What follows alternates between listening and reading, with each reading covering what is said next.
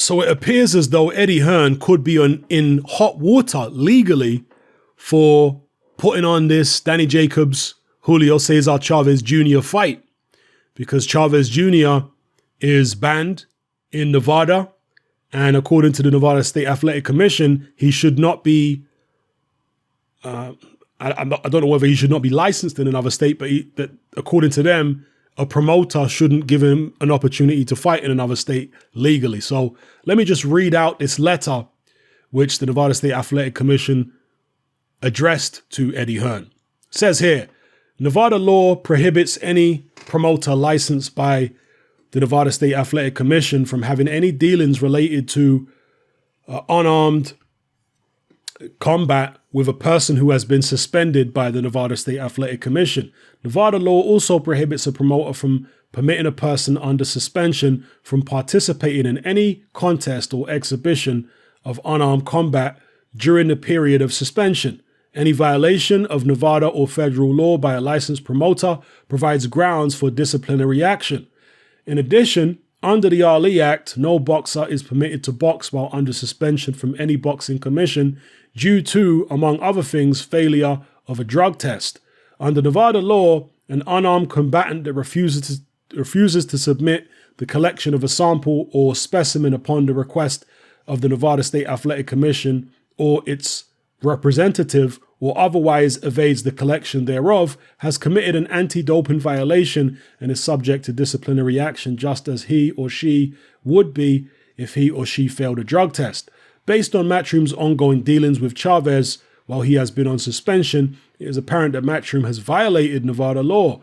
Further, given that Chavez's suspension is based on his refusal to submit a drug test requested by the Nevada State Athletic Commission, and thus an anti-doping violation, it is apparent that the event scheduled to occur in Arizona on December 20, 2019 is in violation of the Ali Act. As such, Matchroom is promoting an event that potentially violates federal law.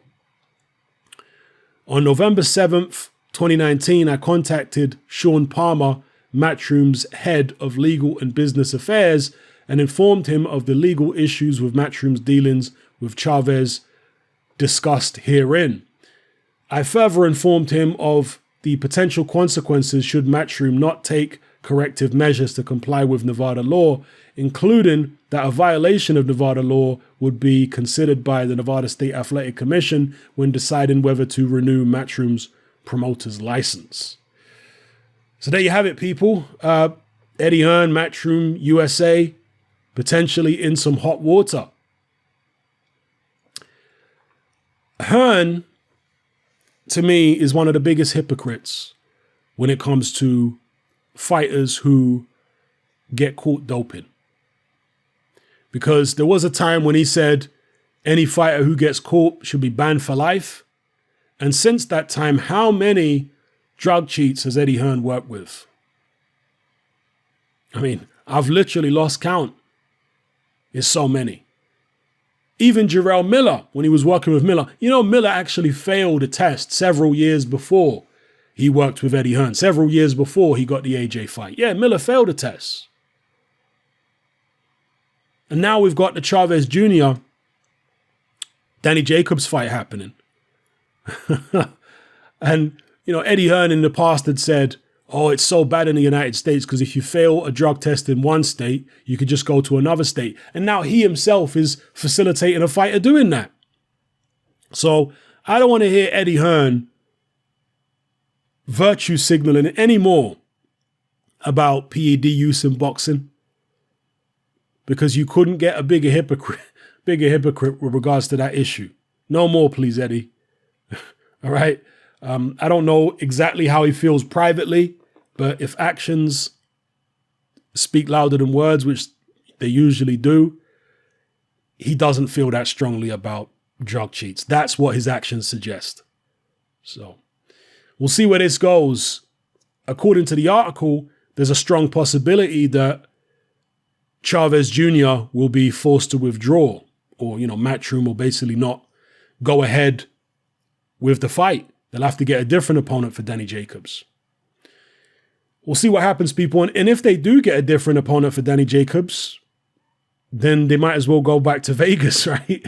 Or they might as well go to New York or wherever, because they're fighting in a state where Chavez Jr. can get licensed, not necessarily their first state of choice.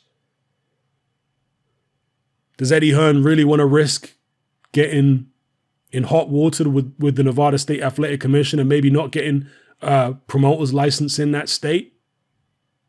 Maybe he doesn't need a promoter's license because Matchroom USA is, an entity within itself. Maybe he can just use one of his employees or business partners, etc., to front up the promotion.